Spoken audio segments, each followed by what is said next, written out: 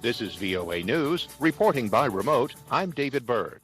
Russian police arrested more than 3,000 people Saturday in nationwide protests calling for the release of leading opposition leader Alexei Navalny. AP's Sarah Bassett reports. The protests stretched across Russia's vast territory, where some demonstrators took to the streets in temperatures as low as minus 58 Fahrenheit. The range shows how Navalny and his anti-corruption campaign have built a network of support, despite government. Navalny's wife, Yulia, was among those arrested. Navalny was arrested this week after returning to Moscow from Germany, where he had spent 5 months recovering from a nerve agent poisoning that he blames on the Kremlin, which Russian authorities deny. The 44-year-old activist is known for his reports on corruption within Russian President Vladimir Putin's government. I'm Sarah Bassett. President Joe Biden held his first phone call with British Prime Minister Boris Johnson on Saturday, who said he looked forward to working with the new U.S. president, including tackling climate change. Johnson used the call with Biden to welcome the announcements that the United States would rejoin the 2015 Paris Climate Accord and the World Health Organization. The two leaders also discussed the prospects of a free trade. On Twitter, Johnson wrote, "Great to speak to President Biden this evening. I look forward to deepening the long-standing alliance between our two countries as we drive a green and sustainable recovery from COVID-19. A spokeswoman for the Prime Minister said the leaders also discussed the benefits of a potential free trade deal between Britain and the United States. On Friday, Biden spoke to Canada's Prime Minister, Justin Trudeau, and Mexican President Andrés Manuel López Obrador. Visit voanews.com for more. This is VOA News. Portuguese voters, largely confined to their homes due to a strict COVID-19 lockdown, will pick a new president Sunday.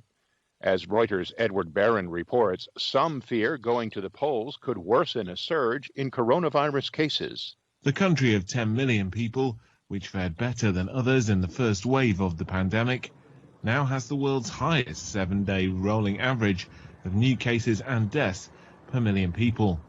Almost two-thirds of voters think the election should be postponed. That's according to a recent poll. Delaying the ballot would have required changing the country's constitution, something officials said was not possible at such short notice. But there has been widespread criticism of the decision to press ahead with the vote for the largely ceremonial president. Pollsters expect record-high abstentions. Voluntary teams clad in protective gear are collecting ballots at the doorsteps of some 13,000 quarantined voters, and about 250,000 people have registered for early voting to avoid crowds. That's Reuters' Edward Barron. Democrats are planning to move quickly on an elections bill in the new Congress. AP's Ben Thomas has details. States have long had disparate and contradictory rules for running elections, and Democrats in the House and Senate say national rules are needed to shore up American democracy, especially after a tumultuous post-election period and the deadly riot at the U.S. Capitol. The For the People Act would establish federal election standards, mandating early voting, same-day registration, and other voting rights reforms. It would also put the job of drawing congressional districts in the hands of independent commissions and obligate presidents to disclose their tax returns. Republicans are calling it federal overreach. Ben Thomas, Washington. Legendary broadcaster Larry King died Saturday at the age of 87, according to his official Twitter account. Earlier in the month, Cedars-Sinai Hospital in Los Angeles said he was battling COVID-19.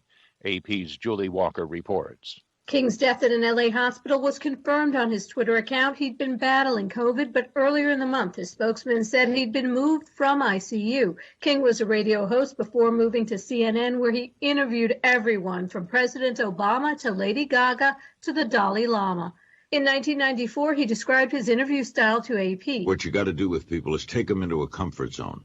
If you can make someone comfortable, you own them. He also said the idea for wearing suspenders came from a former wife. So I put them on one night and people started calling in saying it looked good, and that's how it stuck. Larry King is survived by 3 sons and a very large extended family.